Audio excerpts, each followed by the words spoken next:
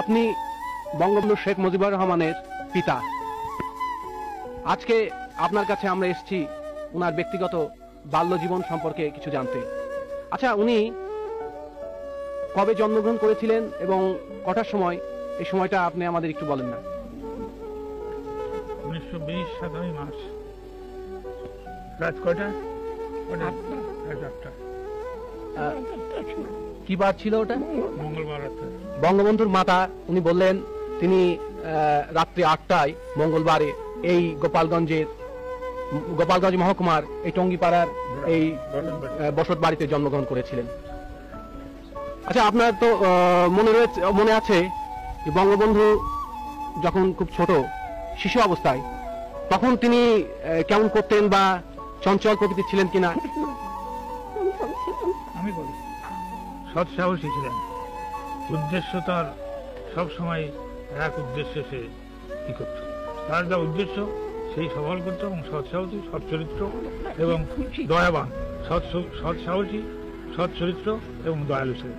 গরিবের প্রতি তার খুব ছোটকালের থেকেই দয়া এবং একটা নীতি সে নিয়ে চলবে, এই তার ছিল।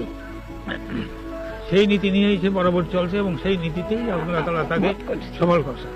স্বাধীনতা প্রিয় সে ছিল, স্বাধীনতা প্রিয় ছিল, সে স্বাধীনভাবে থাকবার চেষ্টা তার চিরকালই ছিল, এবং সৎ প্রকৃতি ছিল, এবং সততা তার ছিল, এবং দয়ালু ছিল।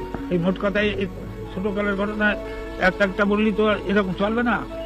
এটাই তার প্রধান নীতি ছিল। তার দেশের কোনো দুষ্ট চরিত্র লোকের সঙ্গে সে মেশে নাই। তিনি সব সময় সৎ লোকেরা, সব সময় সে নেতা এই সব কাজের সে এটা নেতৃত্ব করবে, এই তার আকাঙ্ক্ষা ছিল। আচ্ছা, আমাদের জাতির পিতা বঙ্গবন্ধু শেখ মুজিবুর রহমান 7.5 কোটি মানুষের কাছে এবং সমগ্র বিশ্বের কাছে শেখ মুজিবুর রহমান বলেই পরিচিত, কিন্তু আপনারা আদর করে ছোটবেলায় যে নামে ডাকতেন, আপনি কি বলে ডাকতেন তাকে? খোকা বলে। আচ্ছা, কবে বলেছিলেন খোকা? বেশি দিন নাই, কোন সময় আপনি মজিব বলে ডাকেননি? খোকা বলে ডাকছি। এখন মজিব কই, আপনার কাছে মজিব কই, তারে খোকাই কই, সবসময় খোকা। আচ্ছা, ছোটবেলায় উনি আপনার কথা টথা শুনতেন? হ্যাঁ, আমার অভদ্র কথা আমরা যা কইছি আমি তাছাড়া অন্য কিছু না। আমাকেও কোনো কথা কইনি, সেটা কইছে তাই কি মত করছি এবং মতে রয়েছি। এমন কিছু মত করেনি যে সেটা ভালো না, দেখছি খেয়াল করে সে ভালো।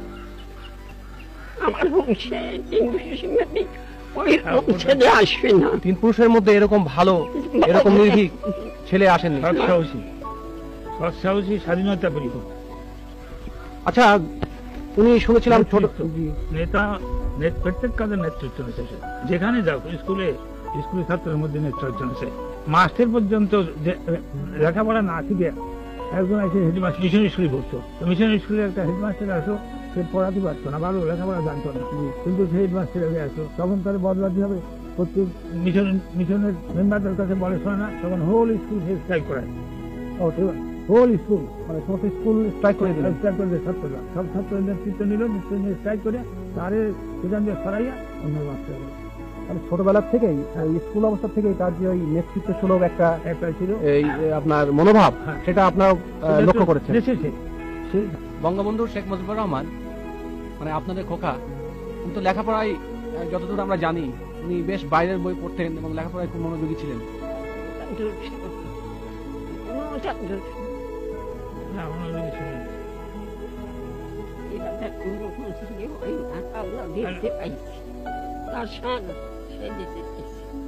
আচ্ছা, উনি তারপরে এখানকার লেখাপড়া জীবন শেষ করে তারপরে উনি তো কলকাতা ইসলামিয়া কলেজে গেলেন পড়তে। এবার আমরা আপনার কাছে কিছু জানতে চাবো, খেলাধুলার প্রতি তার কেমন একটা ঝোঁক ছিল? স্বাভাবিক, খুব বেশি ফুটবল খেলতেন মনে হয়।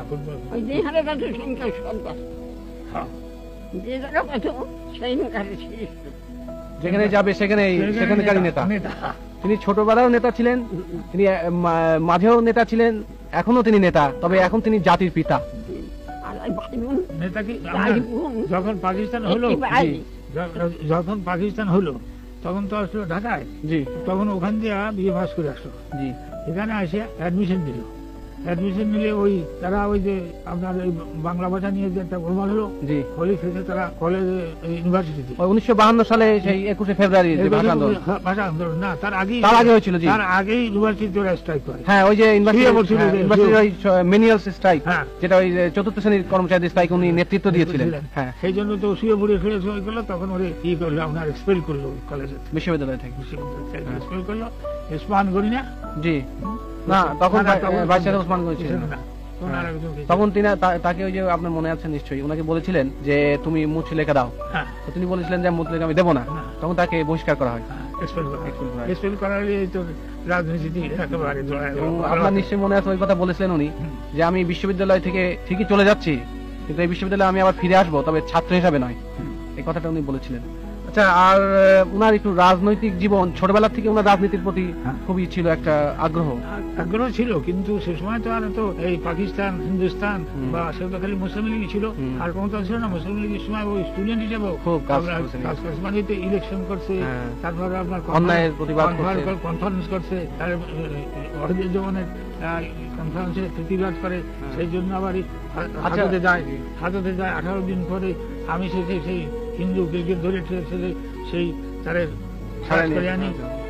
আচ্ছা, আরেকটা কথা, আমরা অনেক ওনার জীবনীতে পড়েছি, উনি ছোটবেলা থেকে ভীষণ দয়ালু ছিলেন। হ্যাঁ। একবার ওই সেই আপনার গোলার থেকে ধান দিয়ে দিয়েছিলেন, তারপরে ওই শাড়ি, ওই লুঙ্গি দিয়ে দিয়েছিলেন।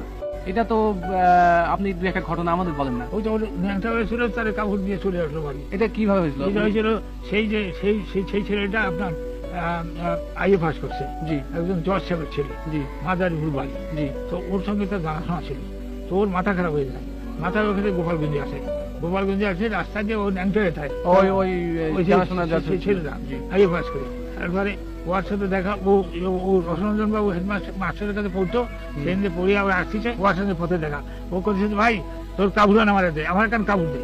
তখন ও কি করবে, তখন ও নিজের কাবুর খান খুলে তারে দিয়া, গায়ে চাদর ছিল, তাই যে নিজে বাসায় আসলো পড়িয়া। আমি বললাম, তোর কাবুর করি, বলে তা দিয়েছি। কারে দিয়েছি? বলে পাগলা পাঠারে বাস করছে, যা। এই হলো তার। আর আপনার ওই গোলাপ থেকে একবার ওই দুর্ভিক্ষ হয়েছিল, টাকা ধান পান সেই উনি লোকের সেই দুঃখ কষ্ট দিয়ে মনের মধ্যে উনি আর খুব কষ্ট হয়েছিল, এবং তখন ওই গোলাপ থেকে ধান দিয়ে দিয়েছিল। মোট কথা হয়েছে, তখন আপনার কিছু বলেননি? এটা তিনটে কথা। জি, সৎ সাহস ছিল, সততা ছিল, দয়ালু ছিল, নির্ভীক ছিল। নির্ভীক ছিল।